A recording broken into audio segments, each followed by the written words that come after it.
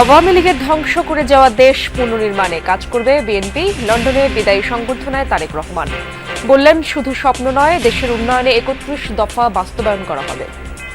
স্বৈরাচার পতনের ২.৫ বছর আগে বাংলাদেশের মানুষের সামনে আমরা ৩১ দফা সংস্কার কর্মসূচি উপস্থাপন করেছিলাম। বহুল প্রত্যাশিত একটি নির্বাচন, যে নির্বাচনে মানুষ নিজে ঘর থেকে বেরিয়ে নিরাপদে যাবে, স্বাচ্ছন্দ্যে ভোট দিবে তার ইচ্ছা মতো।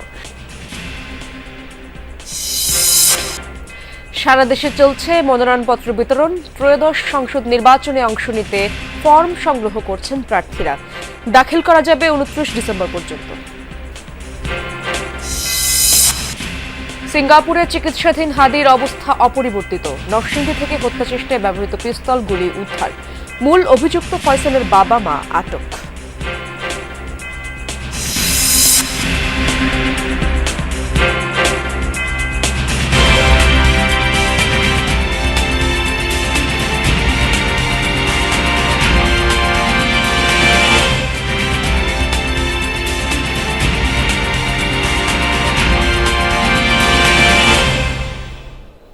আমন্ত্রণ যমুনা নিউজে, আপনাদের সঙ্গে আছি আমি ইশরাত জাহান। এতক্ষণ শিরোনামগুলো দেখছিলেন। আর স্বপ্ন নয়, দেশকে এগিয়ে নিতে সুনির্দিষ্ট পরিকল্পনা করেছে বিএনপি।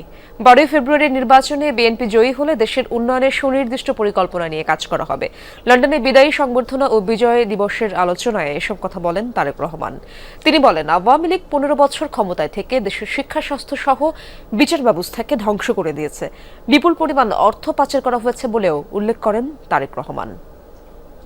২৫ তারিখে ইনশাআল্লাহ আপনাদের দয়া আল্লাহর রহমতে আমি দেশে ফিরে। লন্ডনে বিজয় দিবসের আলোচনায় বিএনপির ভারপ্রাপ্ত চেয়ারম্যান তারেক রহমান দীর্ঘ ১৫ বছরের আওয়ামী লীগ সরকারের দুঃশাসনের চিত্র তুলে ধরেন। তিনি বলেন, হত্যা, নির্যাতন চালিয়ে ক্ষমতায় টিকেছিল স্বৈরাচার। দেশের ছাত্র জনতা জীবন দিয়ে আওয়ামী লীগ সরকারকে ক্ষমতাচ্যুত করে দেশকে স্বৈরাচার মুক্ত করেছে। এখন সময় এসেছে দেশ গঠনের।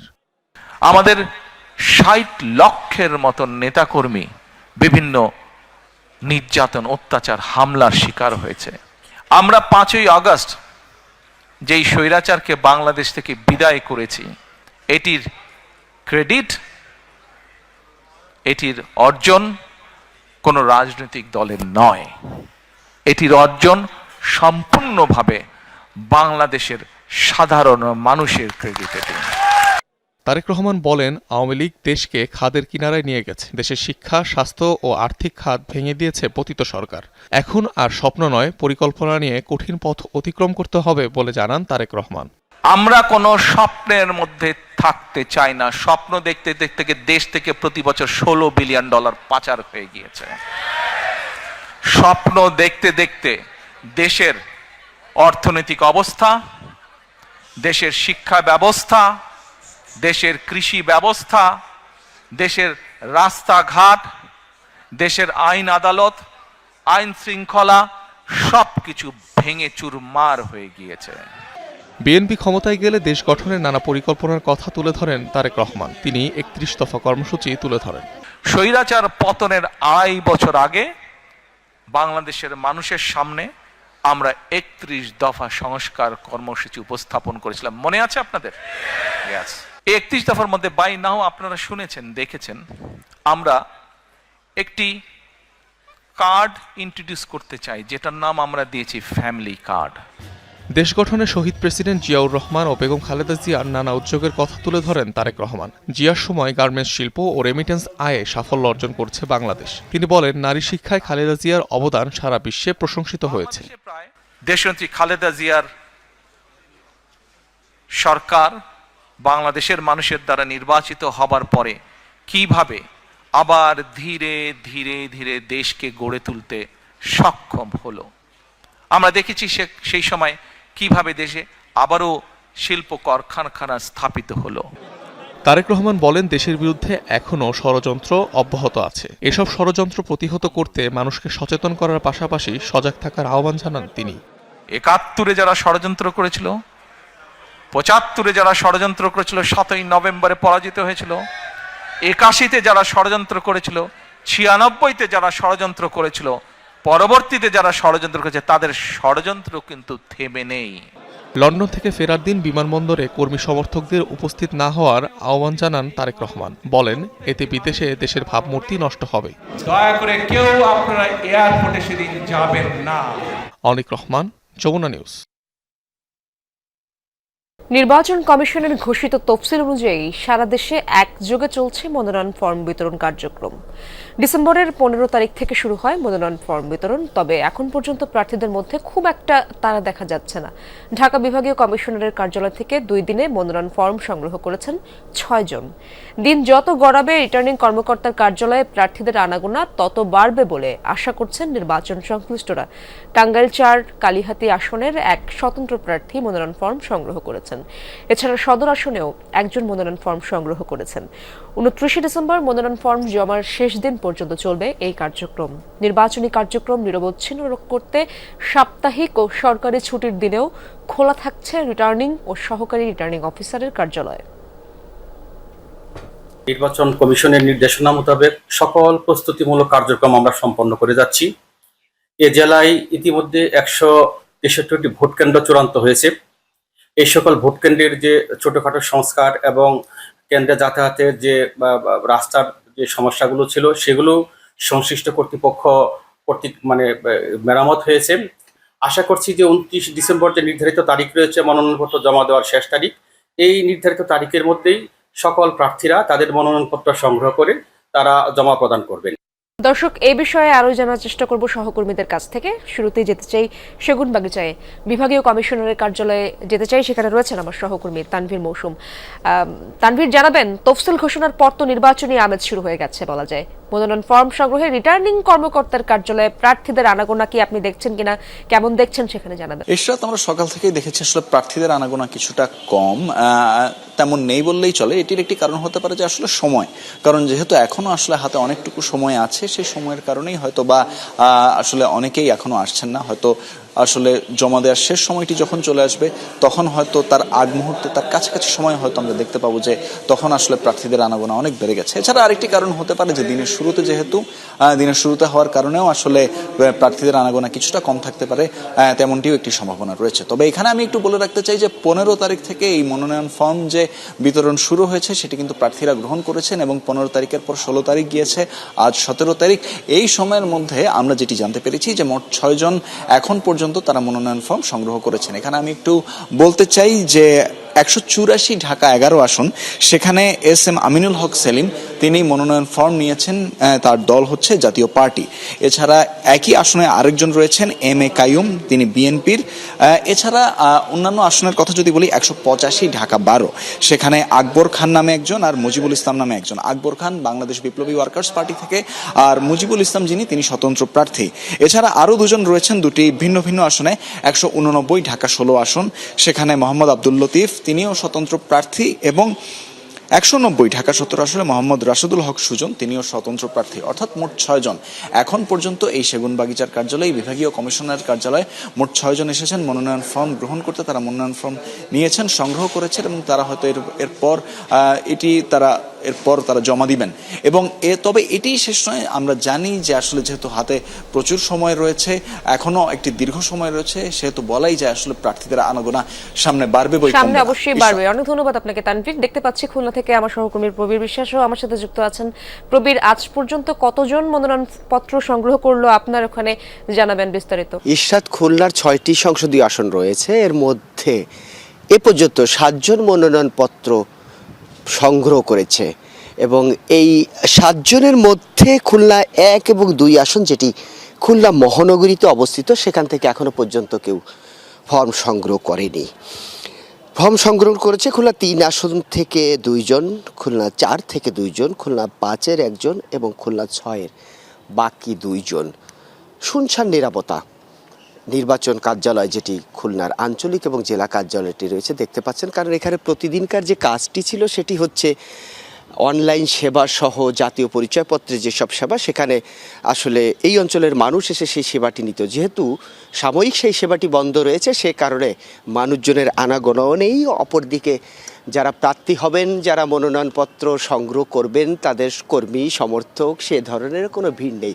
দেখতে পাচ্ছেন হাতে গোনা 2-1 জন লোক, তাদের হয়তো বিশেষ প্রয়োজনেই এখানে আসছে। আঞ্চলিক কর্মকর্তা যিনি রয়েছেন তিনি খুলনা 3 আসনের রিটার্নিং কর্মকর্তা এবং জেলা প্রশাসক তিনি খুলনার বাকি যে আর 5টি আসন রয়েছে সেই 5টি আসনের রিটার্নিং কর্মকর্তা। তবে সবাই মনে করছে যে আগামী 2-1 দিন যাওয়ার পরেই যেহেতু 15 তারিখ থেকে মনোনয়নপত্র সংগ্রহ করার একটা সুযোগ তৈরি হয়েছিল, তারপরে একটা দিন গিয়েছে 16ই ডিসেম্বর বিজয় দিবস, আজ 17 তারিখ। এ সপ্তাহে হয়তো এটি ভালোভাবে এই কার্যক্রম পরিচালিত না হলেও সামনের সপ্তাহে নির্বাচনের যে আসল ডামাডোল সেটি বাজতে শুরু করবে। মানুষজন তাদের প্রার্থী হওয়ার জন্য ফর্ম সংগ্রহ করবেন, ফর্ম জমা দিবেন, সব মিলে একটা উৎসবমুখর পরিবেশের মধ্য দিয়ে আগামী নির্বাচন অনুষ্ঠিত হবে বলে সংশ্লিষ্ট সকলে মনে করছে। ইশরাত, ধন্যবাদ আপনাকে প্রবীর। সিঙ্গাপুরে চিকিৎসাধীন শরীফ ওসমান হাদির শারীরিক অবস্থা এখনও অপরিবর্তিত বলে জানিয়েছেন ডক্টর আব্দুল আহাদ। বাংলাদেশে করা তার বিভিন্ন টেস্ট এবং সিঙ্গাপুরে করা টেস্টের রিপোর্ট একই এসেছে বলে জানান তিনি। কোনো ধরনের গুজবে কান না দেওয়ার আহ্বানও জানান ডক্টর আহাদ। সিঙ্গাপুর জেনারেল হসপিটালে তার যে বিভিন্ন মনিটরিংগুলো ছিল সেই মনিটরিংগুলো এখনো কন্টিনিউসলি করা হচ্ছে এবং আমরা দেখতে পাচ্ছি যে আসলে তার শারীরিক অবস্থা অবনতি হয় নাই বা উন্নতিও আমরা খেয়াল করি নাই। তার অবস্থা স্ট্যাটিক আছে এবং তার জ্ঞান ফিরে আসার সম্ভাবনা যদি আমরা বলি তাহলে চিকিৎসকরা বলেছে এখনো আসলে আমরা ওইভাবে অ্যাসেস করতে পারছি না যে আসলে কি হবে, তবে আল্লাহ চাইলে হয়তো সব মিরাকল ঘটাতে পারেন। ইনকিলাব মঞ্চের মুখপাত্র ওসমান হাদিকে হত্যা চেষ্টার ঘটনায় মূল অভিযুক্ত শুটার ফয়সাল করিমের বাবা হুমায়ুন কবির ও মা হাসি বেগমকে আটক করেছে র্যাব। মঙ্গলবার রাতে এক বিজ্ঞপ্তিতে র্যাব 10 জানায় দক্ষিণ কেরানীগঞ্জের হাসনাবাদ হাউজিং এলাকা থেকে তাদের গ্রেপ্তার করা হয়। এদিকে অভিযুক্ত ফয়সালের শ্যালকের দেয়া তথ্যে হাদিকে গুলির ঘটনায় ব্যবহৃত অস্ত্র নরসিংদী জেলার সদর থানার তরুয়ার বিল থেকে উদ্ধার করেছে র্যাব। উদ্ধারকৃত অস্ত্রের মধ্যে রয়েছে 2টি পিস্তল, 2টি ম্যাগাজিন, একটি খেলনা পিস্তল, অ্যামিউনিশন, 41 রাউন্ড। এ সময় মোহাম্মদ ফয়সাল নামে আরেক ব্যক্তিকে আটক করা হয়েছে। এর আগে ফয়সালের ঘনিষ্ঠ সহযোগী কবিরকে 7 দিনের রিমান্ডে পাঠান আদালত। তাকে নারায়ণগঞ্জ থেকে গ্রেপ্তার করেছিল র্যাব। বিবৃতিতে র্যাব জানায় সোমবার ভোরে তাকে ফতুল্লার পাগলা থেকে গ্রেপ্তার করা হয়। র্যাবের তথ্য মতে গ্রেপ্তার হওয়া কবির হত্যা চেষ্টার মূল অভিযুক্ত ফয়সাল করিমের অন্যতম সহযোগী। বিভিন্ন গণমাধ্যমে প্রচারিত সিসি ক্যামেরার ফুটেজে গত 4 ডিসেম্বর তাকে একাধিকবার ইনকিলাব কালচারাল সেন্টারে প্রবেশ করতে দেখা যায়। গ্রেপ্তার কবিরকে ডিবি পুলিশের কাছে হস্তান্তর করা হয়েছে। জুলাই আগস্টের আন্দোলনে কারফিউ জারি করে ছাত্র জনতাকে হত্যার উস্কানি সহ 5 অভিযোগে সালমান এফ রহমান ও আনিসুল হকের বিরুদ্ধে আনুষ্ঠানিক অভিযোগ গঠনের শুনানি আজ। আন্তর্জাতিক অপরাধ ট্রাইব্যুনাল 1-এ এই শুনানি হবে। তাদের বিরুদ্ধে কারফিউ জারি করে আন্দোলন নস্যাৎ, গণভবনের শেখ হাসিনার সাথে ব্যবসায়ীদের বৈঠকে হত্যার উস্কানি ছাড়াও 286টি মামলায় 4.5 লাখ ছাত্র জনতাকে আসামি করা সহ 5টি অভিযোগ রয়েছে। প্রসিকিউশন এসব অভিযোগের বিস্তারিত তুলে ধরবে ট্রাইব্যুনালে। এরপর শুনানি করবেন আসামি পক্ষের আইনজীবীরা। এর আগে বিদেশি আইনজীবী নিয়োগ চেয়ে আবেদন করেন তারা, সে বিষয়েও আজ সিদ্ধান্ত আসতে পারে। এছাড়া ইন্টারনেট বন্ধ করে গণহত্যায় সজীব ওয়াজেদ জয় ও জুনায়েদ আহমেদ পলকের মামলারও আজ শুনানি হবে।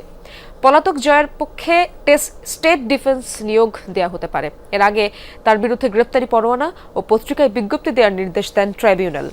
একই ট্রাইব্যুনালে রামপুরায় কার্নিশে ঝুলে থাকা আমির হোসেনকে গুলি এবং 2 জনকে হত্যা মামলার সাক্ষ্য গ্রহণ হতে পারে আজ। এছাড়া আন্তর্জাতিক অপরাধ ট্রাইব্যুনাল 2-এ আবু সাইদ হত্যা মামলা ও হাসানুল হক ইনুর বিরুদ্ধে সাক্ষ্য গ্রহণ হওয়ার কথা রয়েছে। দর্শক, এই মামলার বিষয়ে আরো জানার চেষ্টা করবো। আন্তর্জাতিক অপরাধ ট্রাইব্যুনালে যেতে চাই, আমার সহকর্মী রাব্বি হোসেন সেখানে রয়েছেন।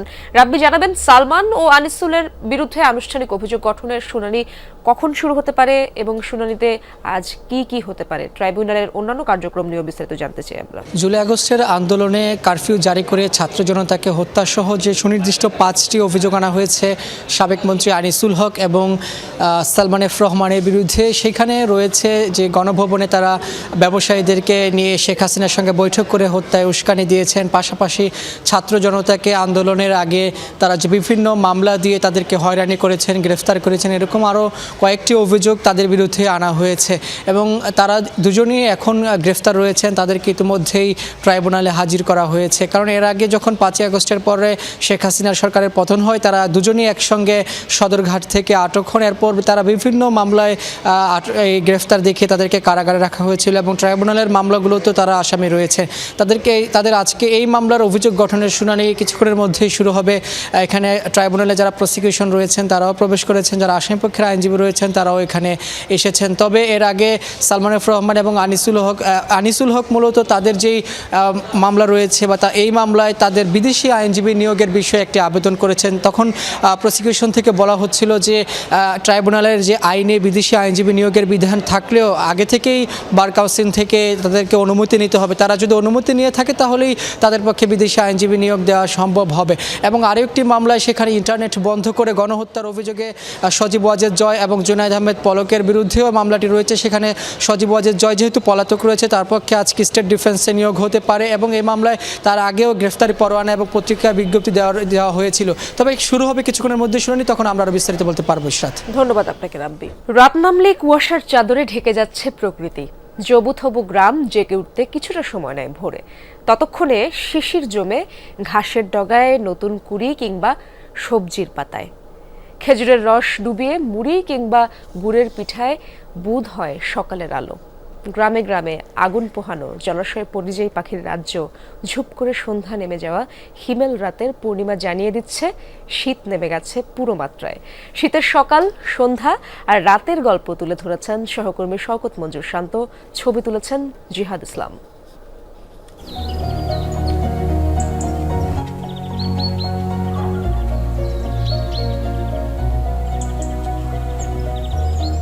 কুয়াশার চাদর জড়ানো প্রকৃতি আড়মোড় ভাঙছে অলস সকালে, ঘুম ভাঙছে চিরায়ত গ্রাম বাংলার।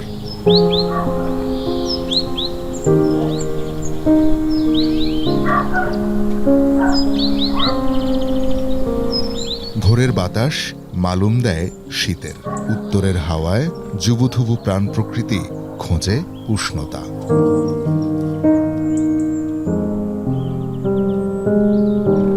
শীত নেমেছে দেশের সবচেয়ে উত্তরের জনপদ তেঁতুলিয়ায়। মাঝে মাঝে এমন ঘন কুয়াশায় ঢেকে থাকছে চারপাশ।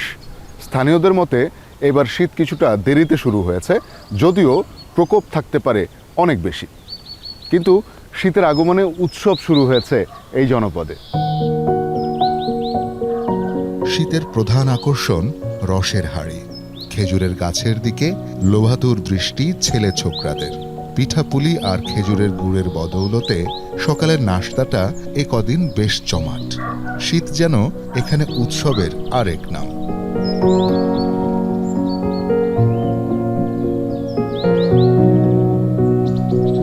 আমাদের তো এটা মনে করেন প্রাকৃতিক সাথে মিশে গেছে, আমাদের আর উপভোগ কি।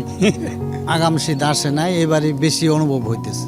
ওখানে যে এত খোয়া এতদিন তো আসেন না, ওখানে বেশি গেছে। শীত এবার মনে হয় বেশি হবে, একটু ঠান্ডাটা একটু বেশি পড়বে। সূর্যোদয়ের সাথে পাল্লা দিয়ে মাঠে ব্যস্ত কৃষক। শীতের সবজি রসনাভোজীদের পাতে তুলে দিতে পরিচর্যার কমতি নেই তার। শীতের সময় ফসলপাতি আমরা ভালো পাই, বিভিন্ন যেমন শাকসবজি, টমেটো, লাউ, সিম। ফলন মোটামুটি ভালো, যদি আগে লাগান যায় তাহলে আরো ফলন ভালো হয়।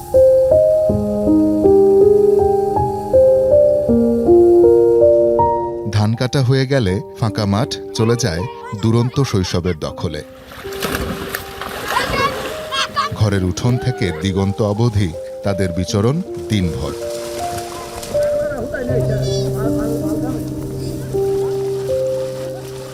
ঋতুপঞ্জিকায় শীতের স্থায়িত্ব কম হলেও এর পক্ষপাত তুমুল। হয়তো সে কারণে গ্রাম বাংলার বৈচিত্র্যপূর্ণ সব ছবি ধরা দেয় শীতের ক্যানভাসে।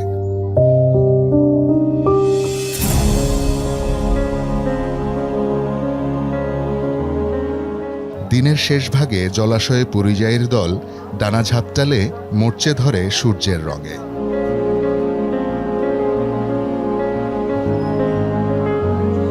সাঁঝের ডালি সাজিয়ে আলো বিদায়ের আয়োজন করে প্রকৃতি।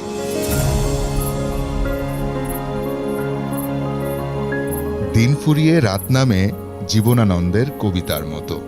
রাত যৌবনা হয় কালো ভ্রমরের রং নিয়ে। শুক্লপক্ষে তাতে বাদ সাধে এক থালা চাঁদ। পূর্ণিমার নরম আলো জেঁকে বসেছে গ্রামে। কুয়াশায় মাখামাখি হয়ে সে এক অদ্ভুত মোহনীয় সৌন্দর্যে ভরিয়ে তোলে চারপাশ। শীত এভাবেই জমাট বাঁধে সবুজের গন্ধ মেখে, শব্দহীন, নিশ্চুপ, হিমহিম আবেশে। শওকত মঞ্জুর শান্ত, যমুনা নিউজ, পঞ্চগড়। ওসমানী স্মৃতি মিলনায়তনে আন্তর্জাতিক অভিবাসী ও জাতীয় প্রবাসী দিবসের অনুষ্ঠানে কথা বলছেন প্রধান উপদেষ্টা ডক্টর মোহাম্মদ ইউনূস। আমরা সরাসরি যাব তার বক্তব্যে। এর থেকে বের হওয়ার কোনো উপায় নেই। একটা দালাল বেষ্টিত জগৎ। দালাল যে কিভাবে মানুষকে ঠকায়, গ্রামে গঞ্জে প্রতি জায়গায়। যে বাচ্চারা আশা করে বসে আছে ছেলেকে কিংবা স্বামীকে বিদেশ পাঠাবে, টাকার দরকার, টাকা জোগাড় করেছে, কারো থেকে ধার করেছে কিংবা গ্রামীণ ব্যাংক থেকে ধার করেছে, তারপরে প্রতারণা। এই বিদেশ যাওয়াটা দালাল আর প্রতারণার সঙ্গে সাংঘাতিক রকম ভাবে যুক্ত। এক থেকে মুক্ত না হওয়া পর্যন্ত এটাতে কিছু কাজ হয়েছে বলে ধারণা করার কোনো কারণ নেই। যা কিছু আমরা করছি উপরি করছি, সেগুলো গুরুত্বপূর্ণ কাজ, কিন্তু উপরের ভেতরে ঢোকা যাচ্ছে না। আমরা সরকারে আসার পরে প্রথম এটার সঙ্গে সম্মুখীন হলাম ভিন্ন কারণে, গণ অভ্যুত্থানের সঙ্গে জড়িত কারণে তাদের জেল সেন্টেন্স হয়েছে, তাদেরকে উদ্ধার সেই সূত্রে টেলিফোনে যোগাযোগ করলাম, আবেদন করলাম যারা কোনো ক্রিমিনাল না তাদেরকে শাস্তি দিও না, আমাদের দেশের জন্য এই কাজ করেছে, তোমার দেশের আইন ভঙ্গ করেছে। যারা ইমোশনাল ছিল তাদের তরফ থেকে বলা হলো বুঝছি সবকিছু, কিন্তু এটা দেশের আইন, আমরা কি করতে পারি, আমাদের প্রতি সদয় হোক। প্রথম জবাব হলো যে আচ্ছা একটু চিন্তা করে দেখি। তারা চিন্তা করে ছেড়ে দিল। খুব আনন্দিত হলাম, তাকে ধন্যবাদ। আর বহুদিন পরে আবার দেখি সেই একই রকম একটা, আবার এই আবেদন নিবেদন, আবার তাদেরকে মুক্তি দেওয়া। তারা শত কষ্ট করে বিদেশে গেছে, ধার দেনা করে গেছে, কষ্ট করে টাকা পাঠাচ্ছে, কিন্তু দেশের জন্য টান। সে দেশের আইন ভঙ্গ করলে কি শাস্তি হয় সেটা তাদের খুব জানা আছে, তারা যে অজানা ছিল তা না, কিন্তু মন মানেনি, আইন অমান্য করেছে জানা সত্ত্বেও। সেই মন নিয়ে তারা ওখানে কাজ করে। এই প্রথম সাক্ষাৎ বহির্জগতের সঙ্গে, তারা কি অবস্থায় আছে। আর আসলো এর পরে পরেই আনোয়ার ইব্রাহিম, প্রধানমন্ত্রী মালয়েশিয়া, তিনি খুব উৎসাহিত হয়ে আসলেন। আমি এখানকার চিফ অ্যাডভাইজার হয়েছি, বন্ধু মানুষ, সে একটু সমর্থন জানাতে চায় বলে আমি আসবো। আমি তুই অবশ্যই আসবেন। আসলেন, যেই মাত্র খবর হলো যে উনি আসছেন, সঙ্গে সঙ্গে খবর পেলাম যে তখন সব সংখ্যাটা ছিল 17,000, পরে দেখলাম অনেক কম। প্রথমবার বলা 17,000 শ্রমিক শেষ মুহূর্তে যেতে পারে নাই। তারা টাকা পয়সা সব দিয়েছে, শেষ মুহূর্তে যেতে পারেনি, কারণ মেয়াদ শেষ হয়ে গেছে তার। এটা বহু লেখালেখি হচ্ছিল কি হতো। উনি যখন আসলেন, ওনাকে বললাম যে একটা কাজ আমাকে করে দিতে হবে, এদেরকে নিয়ে যেতে হবে। সব টাকা পয়সা সব দিয়ে। যুদ্ধ বিধ্বস্ত দুর্যোগ কবলিত গাজায় তীব্র ঠান্ডায় মৃত্যু হয়েছে আরও এক শিশুর। উপত্যকায় গত কয়েকদিনের ঝড়, বন্যা, ঠান্ডা ও ভবন ধসে এ পর্যন্ত প্রাণহানির শিকার 11 জন। মঙ্গলবার হাইপোথার্মিয়ায় আক্রান্ত হয়ে মারা গেছে 2 সপ্তাহ বয়সী এক নবজাতক। ইসরায়েলের বোমার আঘাতে ক্ষতিগ্রস্ত 13টি বাড়ি ধসে পড়েছে এক সপ্তাহে। ক্ষতিগ্রস্ত 27,000 তাঁবু। উত্তরে বেইত লাহিয়ায় একটি বাড়ি বিধ্বস্ত হয়ে নিহত হয়েছেন 5 জন। গাজা সিটির পশ্চিমে এবং উত্তর গাজায় আল শাতি শরণার্থী শিবিরে তাঁবুর উপর দেয়াল ধসে আরও প্রাণহানির শিকার 3 জন। ধ্বংসস্তূপের নিচে চাপা পড়েও আছে অনেকে। বন্যা বৃষ্টিতে চরম দুর্ভোগে 2.5 লাখের বেশি বাস্তুচ্যুত মানুষ।